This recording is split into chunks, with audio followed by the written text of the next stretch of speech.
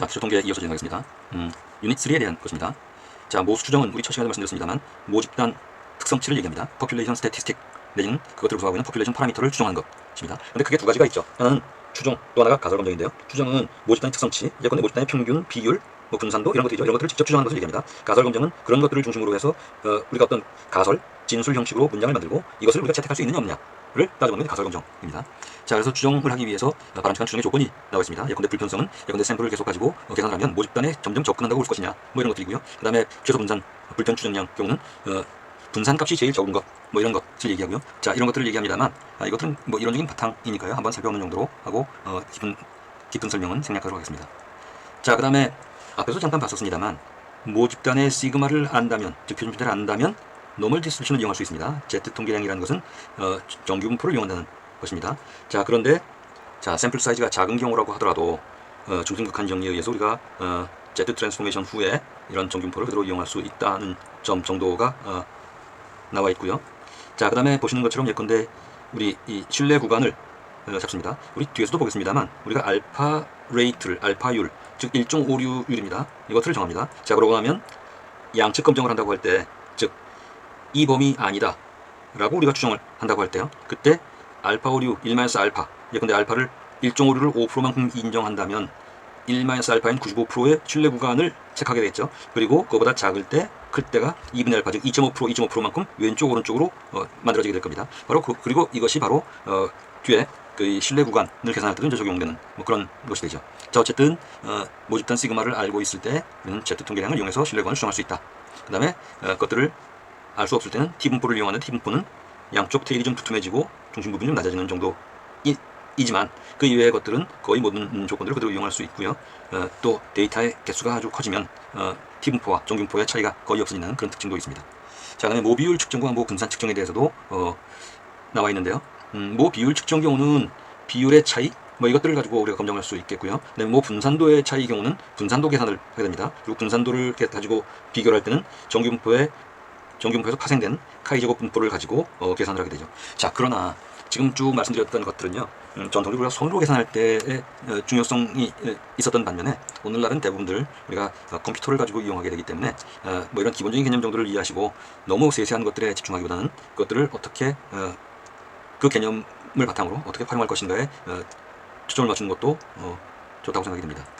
자, 가설 검정을 보겠습니다. 가설 검정은 어떤 문장 형태로 가설을 설정을 하고요. 그 가설을 받아들일 것인가 아닌가를 보는 것이죠. 기본적으로 가설이라고 할 때는 H0와 HA 또는 H0와 H1이라고도 씁니다만 귀모 가설과 대립 가설이죠. H0는 nothing happen입니다. HA는 something happen이죠. 즉 H0는 특별하게 우리가 얘기할 것이 없다 이고요. HA는 우리가 주장하는 바입니다. 여기 오른쪽 아래 그림을 보시면요, 예컨대 포지티브, 네거티브로 본다면 포지티브를 포지티브로 봤다, 포지티브를 네거티브로 봤다, 포지티브를 포지티브로 보면 트루 포지티브가 되겠죠. 또는 포지티브를 네거티브로 봤다고 하면 false 네거티브일 겁니다. 또 네거티브를 포지티브로 본다면 false 포지티브가 될 것이고요. true 네거티브가 되겠죠. 즉 이 부분과 이 부분은 우리가 옳게 판단하는 것이고요. 이 부분과 이 부분은 잘못된 판단이죠. 잘못된 판단 중에 원래는 포지티브인데 포지티브가 아니라고 본 것, 일종 오류입니다. 또는 네거티브를 포지티브라고 본 것, 폴스 네거티브 2종 오류이고요. 그래서 이것과 이것을 합친 것, 트루 포지티브와 트루 네거티브 합친 것, 전체 중에 트루 포지티브 플러스 트루 네거티브 이퀄 에큐러시가 될 겁니다. 또 1 에큐러시는 에러가 되겠죠. 그래서 우리는 모든 모델링을 할 때 에큐러시를 높여야 됩니다. 또 우리가 가설 검정을 할 때도 이 에큐러시를 높여야 되죠. 그러기 위해서는 알파 오류와 베타 오류를 낮춰야 되지만 한쪽을 낮추면 한쪽이 증가할 수밖에 없기 때문에 알파 오류와 베타 오류, 1종 오류와 2종 오류는 트레이드 오프 관계에 있습니다. 그래서 한쪽을 고정시킬 수밖에 없는데 우리는 관행적으로 이 알파 오류를 5% 또는 1% 또는 0.01% 등등으로 나누죠. 즉 포지티브를 네거티브로 잘못 보는 것을 방지하기 위해서 극중을 최소한 어느 정도 이내로 조건을 걸겠다는 것이죠. 자, 그래서 이때 여기 지금 이 부분이요, state of nature라는 것을 달리 표현하면 as is 또는 status 뭐 이렇게 볼 수 있습니다. 반면에 action 이 부분은 to be 또는 decision 또는 action 등등으로 볼 수 있죠. 자, 그리고 이때 알파 오류 범위 내에서 어떤 결과를 얻고자 하는 이런 노력을 하게 됩니다. 자, 이렇게 일종 오류를 기준으로 삼는 것은 일종 오류를 이종 오류보다 더 심각하게 여기기 때문입니다. 그래서 일종 오류를 범할 확률을 작은 값으로 고정시키고 그리고 나서 그 상태에서 이종 오류, 즉 베타 오류를 최소화하는 그런 검정을 하게 되죠. 자, 그래서 앞에서 본 것처럼 우리가 Z 통계량을 이용할 경우에 대한 것들이 밑에 테이블에 나와 있습니다. 자, 그리고 이제 P-밸류에 대한 얘기들이 많이 나오는데요. P-밸류는 다른 것이 아니고 우리가 알파 오류를 예컨대 5%면 5%라고 설정했다면 우리가 계산된 값들의 P-밸류가 알파 오류 이내이라면 우리가 그 대립가설을 받아들일 수 있지만 그렇지 않다면 대립가설을 채택할 수 없다, 뭐 이런 얘기가 되는데요. 교과서적으로 보면 P-밸류의 정의는 이렇게 정의됩니다. 즉 널가설이 true라고 전제를 하고 이 상태에서 우리가 계산한 것이 그것보다 더 익스트림 값을 취하게 될 확률, 그게 P-밸류입니다. 말씀드렸던 것들 앞에서 우리가 모수 추정, 직접 추정에 대한 것들이 그대로 가설 검정에 연장된다는 것이고요. 추정과 가설 검정을 얘기하면서 우리가 통계적인 관점과 일반적인 관점에 다소 차이가 있을 수 있다는 점들을 한번 생각해 볼 필요가 있을 것 같습니다.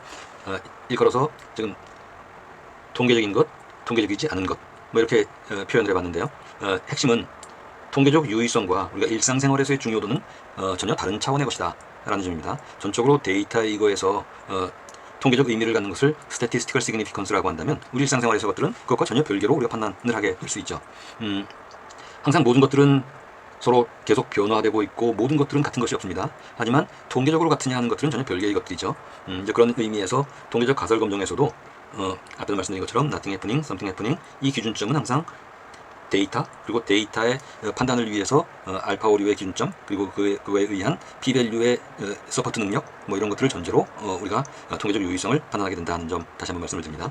자, 그리고 그런 의미에서 우리가 통계 모델이라고 얘기할 때는 그게 두 가지 기준점을 얘기합니다. 충분히 자세한 모델이어야 됩니다. 지나치지 않아야 됩니다. 너무 복잡한 모델이 되지 않아야 되고 동시에 필요한 것들을 충분히 표현할 수 있는 expressiveness를 갖는 그런 모델이어야 되죠. 여기 지금 모델 선택을 할 때는 여러 가지 기준점이 있습니다. 우리가 모델링을 하면 여러 가지 모델 대안을 만들어 놓고 이 중에 가장 적합한 것들을 찾아나가게 되죠. 이것은 서로 다른 알고리즘일 수도 있고 또는 하나의 알고리즘 내에서도 소위 이제 하이퍼 파라미터를 달리 주어진 이 조건 지정을 달리하면서 하나의 알고리즘에서 여러 가지 모델이 나올 수 있을 겁니다. 이런 경우에 어떤 것들을 채택할 것인가의 대표적인 것들은 앞에서 잠깐 말씀드렸던 IID입니다. IID라는 것은 Constant Variance, 잔차, 리지듀얼 내지는 에러 항목이 모두 동일한 분산값을 가져야 됩니다. 또 그 에러는 노멀 디스트립션을 가져야 되고요. 각각의 피처셋 사이에서는 서로 독립적 관계를 유지해야 됩니다. 자, 이런 것들을 IID라고 얘기를 하고요. 알고리즘에 따라서는 IID 조건이 매우 엄격하게 요구되는 것들이 있기 때문에 항상 이 점을 염두에 둘 필요가 있습니다. 그 이외에도 이제 데이터를 가지고 우리가 모델 구축을 해서 이용할 때는 랜덤 샘플링을 하거나 충분한 레플리케이션을 하거나 이런 것들이 있을 수 있고요. 또는 독립변수가 종속변수에 영향을 주는 과정에서 서로 이제 에디티브 관계가 있는 것들도 있고 하기 때문에 그런 점들을 잘 염두에 둘 필요가 있습니다.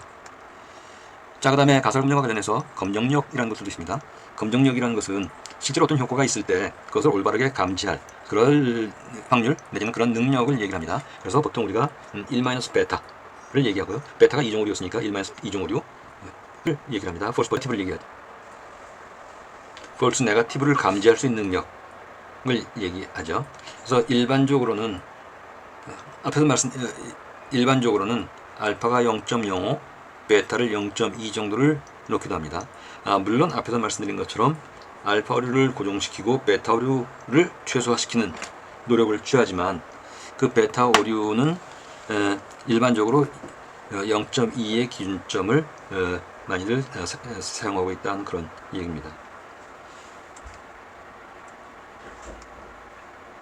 자, 그 다음에 이펙트 사이즈에 대해서 간단히 언급을 하겠습니다. 이펙트 사이즈라는 것은 어떤 변수와 변수 사이의 강도를 얘기하는데요. 그 강도는 쉽게 말씀드리면 예컨대 일반 선형 리그레션이든지 로지스틱 리그레션이든지 뭐 이런 선형 모델 같은 경우에 그 회귀식의 어떤 리니어 모델의 그 코에피션트를 얘기를 하죠. 또는 상관계수 같은 것들이요. 즉 변수와 변수 사이의 강도인데요.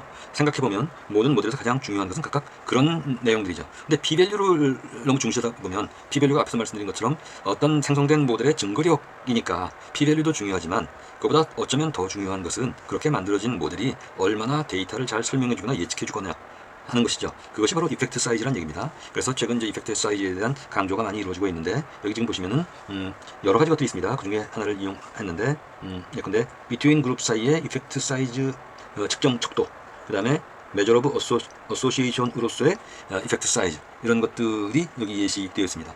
자, 그래서 p-value도 중요하지만 이펙트 사이즈가 실제 업무 도메인에서는 더 실천적 의미를 갖는다는 점들을 강조드립니다. 자, 그러면 이번 유닛 3인가요? 마치고 다음 시간에 뵙도록 하겠습니다.